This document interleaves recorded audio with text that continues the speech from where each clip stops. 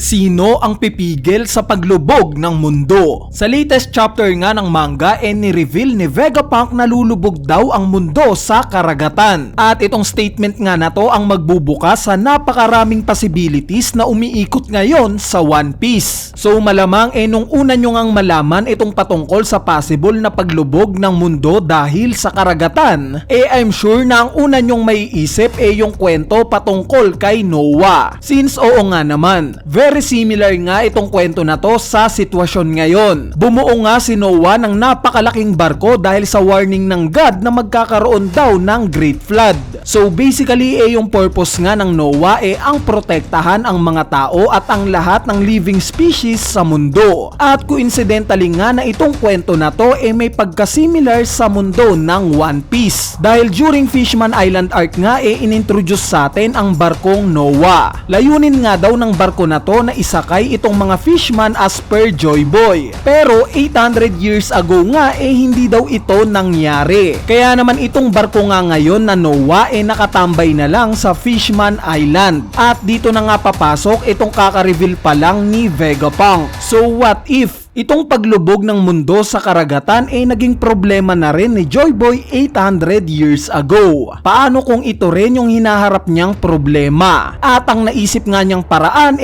ang magpagawa ng napakalaking barko na kakasya ang ilang race sa mundo. Kumbaga similar sa kwento ni Noah na ang niligtas naman niya yung libu-libong hayop. Bali kung iisipin nga natin pwedeng mangyari itong possibility na to. Pero ang magiging tanong nga dito sino ba exactly ang gumawa netong Noah? Sa tingin ko nga ang sagot sa tanong na to itong mga buccaneer. Yes guys, yung race na kinabibilangan ni Kuma ang tingin kong gumawa sa mismong Noah. So ano bang pruweba natin dito? Bale yung chapter 1095 nga ni-reveal ni Gorosei Saturn na yung descendants daw ni Kuma gumawa ng malaking kasalanan. Ang tingin ko ngang tinutukoy na kasalanan na to yung paggawa ng mga buccaneer sa mismong barko na Noah. Since kung iisipin nga natin nagme-make sense. Dahil kung gusto ngang palubugin ni Im-sama ang mundo at gustong iligtas ni Joy Boy ang mundo, malamang natutulong talaga sa kanya itong mga buccaneer. Maaaring ang foreshadowing nga dito itong nakita nating flashback ni Kuma sa God Valley, kung saan nabanggit niya na kung mabibigyan man daw siya ng power, gagamitin daw niya yon para mailigtas ang mga tao sa God Valley. Magliligtas nga daw siya ng marami hanggang sa makakaya niya. Kaya naman paano kung ganito rin yung mindset ng mga buccaneer 800 years ago sa paggawa nila ng Noah? Iniisip rin nila na iligtas ang napakaraming race mula sa Great Flood na gagawin netong si Imu. Teka, paano ba natin mapapatunayan na talagang gumagawa ng mga barko itong mga buccaneer? Hindi pa naman yan kino-confirm sa kwento. Bale ang ebidensya nga na magkokonekta sa mga buccaneer at itong barko na Noah nakapaloob sa cover page ng chapter 757. Kung mapapansin nyo parang normal nga lang itong scene na to. Nasa ilalim ng karagatan itong si Jinbei at may kasamang mga isda. Pero kung titignan nyo ngang maigi itong piraso ng building sa likuran niya, mapapansin nyo nga itong logo ng isang po. At alam naman nating lahat kung sino exactly ang may logo ng ganito. Ito nga si Kuma. So baka malito kayo guys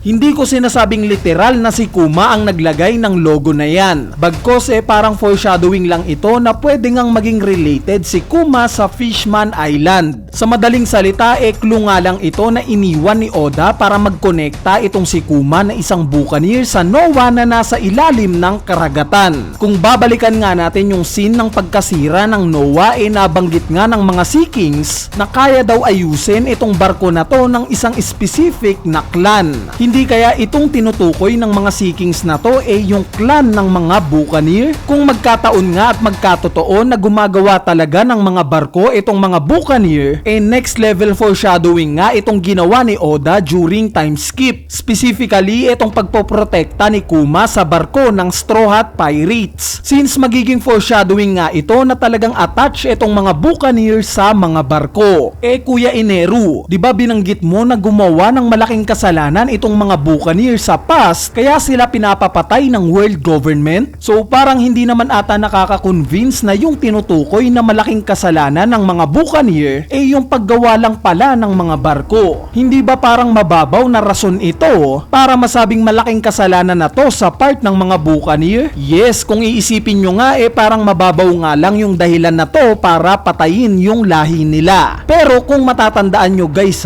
nakita na nga rin natin yung ganitong senaryo noon. At ito nga yung time na pinatay si Tom ng world government. So bakit ba pinapatay si Tom ng world government? Bali dahil nga yan sa siya ang gumawa sa Oro Jackson, yung mismong barko ng Roger Pirates. Sa tingin nyo mababaw ba ang rason na patayin ng world government si Tom? Although hindi naman siya kasama sa paglalayag ng Roger Pirates, given na siya lang ang gumawa ng barko nila, o may mas malalim pa silang dahilan? Hindi kaya nagbalik sa alaala nila yung ginawa ng mga Buccaneer 800 years ago na similar kay Tom na tinulungan itong si Roger na magkaroon ng isang barko? Nagbalik nga sa alaala nila itong pagtulong rin ng mga Buccaneer kay Joy Boy na gawin naman itong Noah. Anyway, mabalik nga sa pagre-reveal ni Vegapunk na lulubog daw ang mundo sa karagatan. Dito nga natin marirealize na alam na ito ng ilang mga karakter sa One Piece. Gaya na lang ng Roger Pirates, kung saan alam naman nating nakatira itong si Crocus sa loob ng isang whale. Si Rayleigh naman nagko-coat ng mga barko para magkaroon ng access sa ilalim ng karagatan. Si Shanks at yung pirate crew niya mga walang devil fruits, meaning capable silang lumangoy once na lumubog na itong mundo. At lastly pwede ngang alam rin ito ng mga celestial dragons dahil nagme-make sense na nga ngayon yung pagsusuot nila ng mga astronaut suit. Hindi kaya alam nila na lulubog ang mundo kaya nakaredy na silang lumipad papunta sa buwan? At speaking of buwan, ito kaya ang nag-lead kay Dr. Vegapunk para pag-aralan ang buwan? Kaya nakita natin na yung mga species dito may Jolly Roger na similar sa appearance niya. Kung titignan nga rin natin ang ilang mga lugar sa One Piece, nakaredy na nga rin sila para sa pagdating netong Great Flood.